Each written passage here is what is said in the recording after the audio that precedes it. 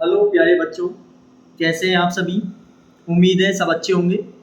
तो आज का हमारा चैप्टर नंबर 9 जो कि सम एप्लीकेशन ऑफ ट्रिगोमेट्री।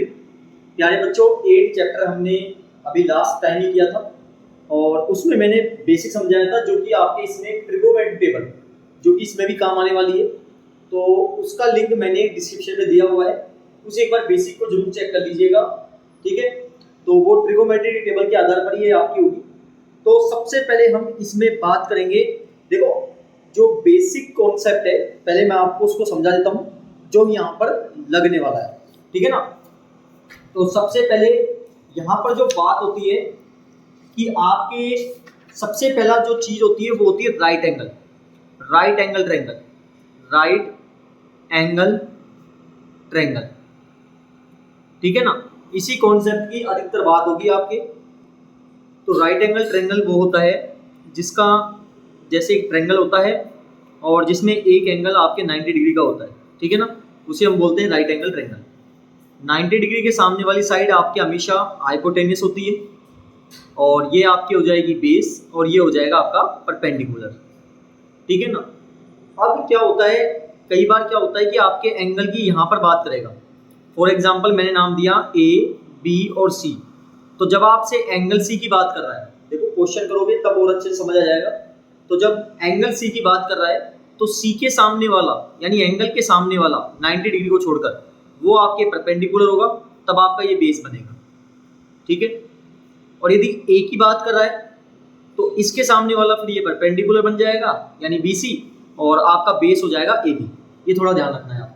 ठीक है ना। और आपका हाइपोटेनियस हमेशा फिक्स होता है 90 डिग्री के सामने।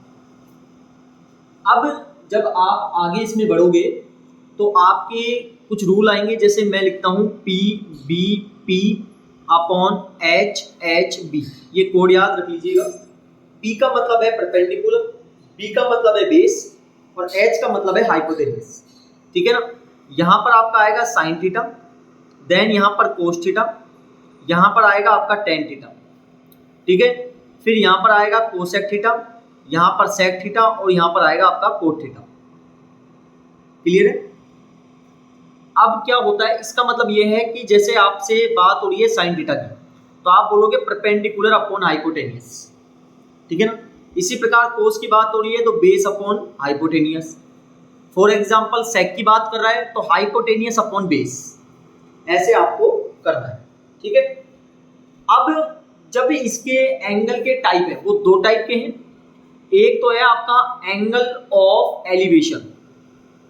एंगल ऑफ एलिवेशन ये क्या होता है, देखो जब कोई जैसे ये कोई बिल्डिंग है, ये कोई बालक खड़ा है, कोई बच्चा खड़ा है, तो बच्चा जब अपनी नीचे से देखता है, मतलब नीचे से मतलब जब नीचे खड़ा हुआ है और बिल्डिंग को देख रहा है, इस टाइप से जब देख रहा है यानी ऊपर की तरफ देख रहा है, तो वो आपका कहलाता है एलिवेशन को, एलिवेशन एंगल। याद रखिएगा। और अगला आता है आपका एंगल ऑफ डिप्रेशन। कौन सा आता है, एंगल ऑफ डिप्रेशन।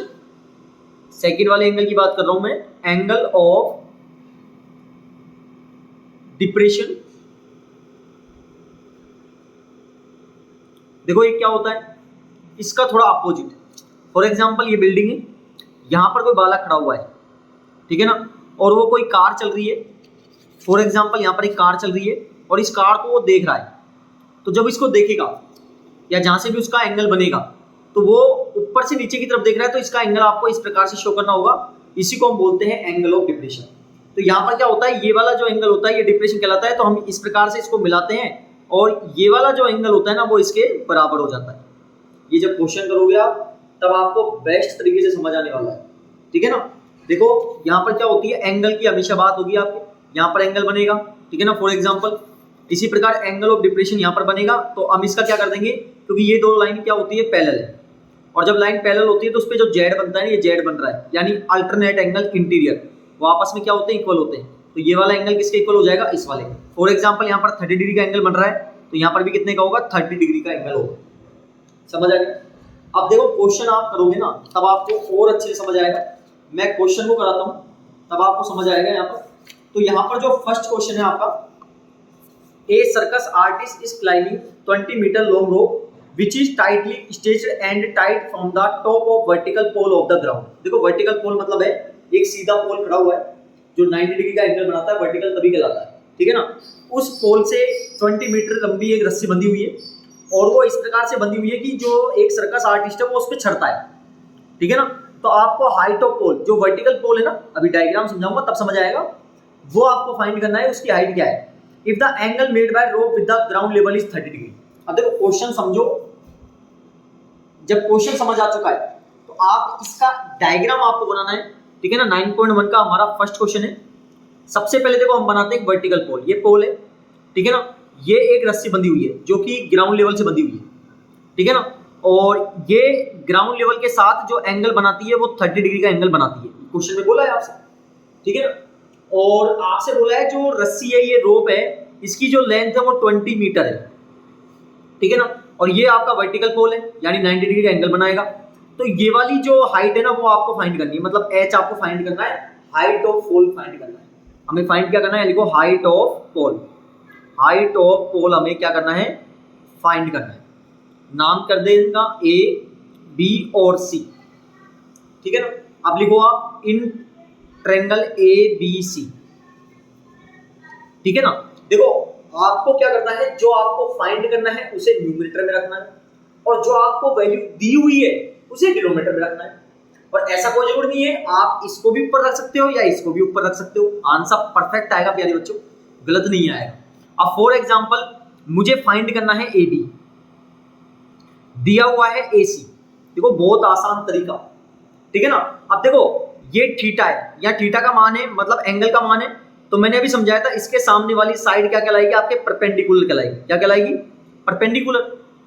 तो ये वाला क्या हो जाएगा आपका बेस, और 90 डिग्री के सामने वाली साइड क्या होती है, हाइपोटेनियस। तो हमारा यहाँ पर फॉर्मूला बन गया परपेंडिकुलर अपॉन हाइपोटेनियस। क्या हुआ इसका मतलब, परपेंडिकुलर अपॉन हाइपोटेनियस। अब देखो परपेंडिकुलर अपॉन हाइपोटेनियस किसका होता है, परपेंडिकुलर अपॉन हाइपोटेनियस होता है हमारा, देखो परपेंडिकुलर अपॉन हाइपोटेनियस किसका होता है, साइन थीटा का। तो हम यहाँ पर लिख देंगे साइन, और थीटा का मान कितना है 30 डिग्री। उम्मीद है समझ आ रहा होगा आपको।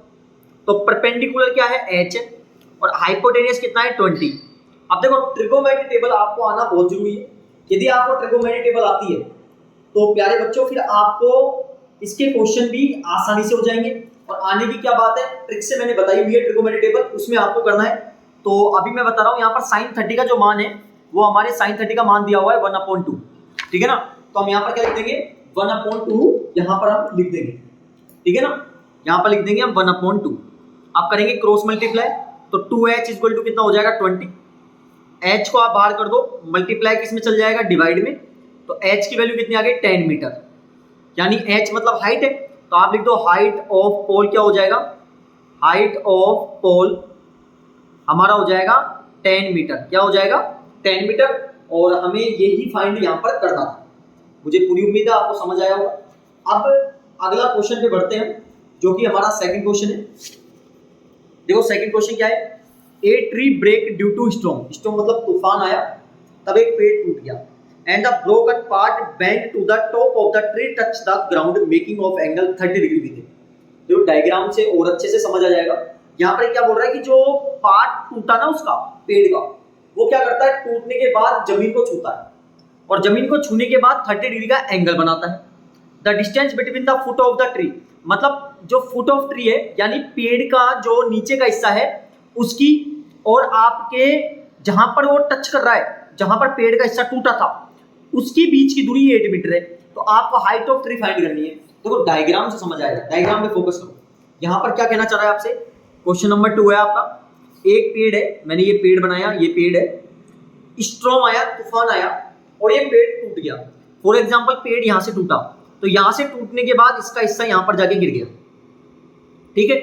अब गिरने के साथ ये क्या करता है बच्चों, यहाँ पर एंगल बनाता है 30 डिग्री का। कितने डिग्री का बनाता है, 30 डिग्री का एंगल बनाता है। जहां पर पेड़ का हिस्सा है नीचे का और जहां पर वो गिरा है वहां तक की जो दूरी है वो 8 मीटर है, ठीक है ना। अब आपको फाइंड क्या करनी है, हाइट ऑफ ट्री।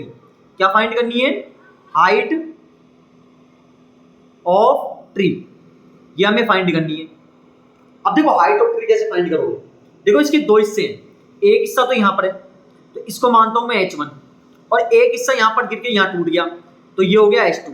यानी कि हम इन दोनों की वैल्यू निकाल दें और दोनों को जोड़ दें, तो क्या हमारे पास पूरा पेड़ बन जाएगा? बिल्कुल बन जाएगा। तो इस ट्रायंगल का नाम दो पहले ए, बी और सी। अब लिखो इन ट्रायंगल ए बी सी, ठीक है। 90 डिग्री के सामने वाली हमेशा हाइपोटेनियस होगी। अच्छा, अब यहाँ ध्यान से समझो, तो हमारे थीटा के सामने हमें फाइंड क्या करना है? A B. हमें दिया हुआ है बी सी। मैंने पहले बोला था जो आपको फाइंड करना है उसे ऊपर रख लो और जो दिया हुआ है उसे नीचे रख लो, ठीक है ना। तो ये हमारा हो गया थीटा के सामने वाला परपेंडिकुलर और ये हो गया बेस। तो परपेंडिकुलर अपॉन बेस देखो किसका होता है? परपेंडिकुलर अपॉन बेस होता है टेन थीटा का। किसका होता है? टेन थीटा का। तो यहां पर हमारा आएगा 10 और थीटा का मान कितना है? 30 डिग्री, ठीक है। ए बी कितना है हमारा? H1 और बी सी कितना है? 8 इक्वल टू 10 30 का मान देखो आपके ट्रिगोनोमेट्री टेबल में वहां पर 10 थीटा का मान, सॉरी 10 30 का ना, तो 10 30 का हमारा होता है 1/√3। तो हम यहाँ पर क्या लिख देंगे? 1/√3 लिख देंगे। तो यहाँ पर लिख देंगे 1/√3। अब इसे क्रॉस मल्टीप्लाई कर दो, √3 H1 इक्वल टू 8 1 जा 8 हो जाएगा क्रॉस मल्टीप्लाई करने पर। H1 को बाहर कर दो तो मल्टीप्लाई आपका चला जाएगा डिवाइड, ठीक है ना। तो हमारा ये H1 आ चुका है। अब हमें क्या चाहिए? H2 चाहिए। तो अब वापिस दोबारा आप इसी ट्रायंगल को लोगे, अगेन इसी प्रकार लोगे आप इन ट्रायंगल कौन सा? A B C. क्यों लिया? क्योंकि H2 हिस्सा हमारा जो है वो यहां पर है, तो हमें क्या फाइंड करना है? आप AC, यानी AC अपॉन और दिया हुआ क्या है हमें? BC।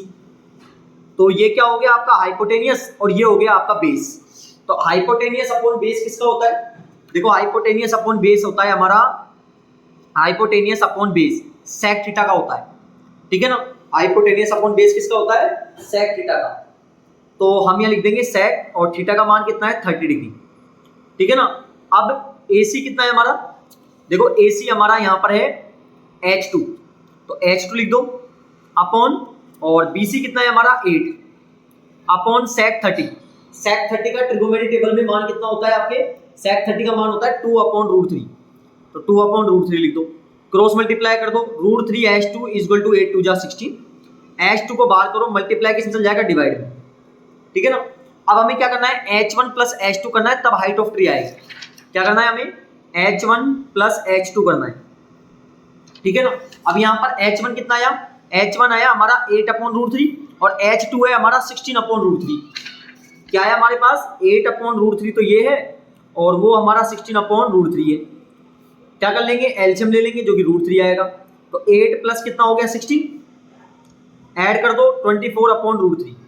प्यारे बच्चों, सबसे मेन कॉन्सेप्ट, जब आपका नीचे की डिजिट यानी डिनोमिनेटर जब आपका रूट में होता है तो हमें क्या करना होता है? हमें यहाँ पर रेशनलाइजेशन करना होता है। रेशनलाइजेशन मतलब होता है इसी संख्या को ऊपर और नीचे दोनों संख्याओं से मल्टीप्लाई करना है।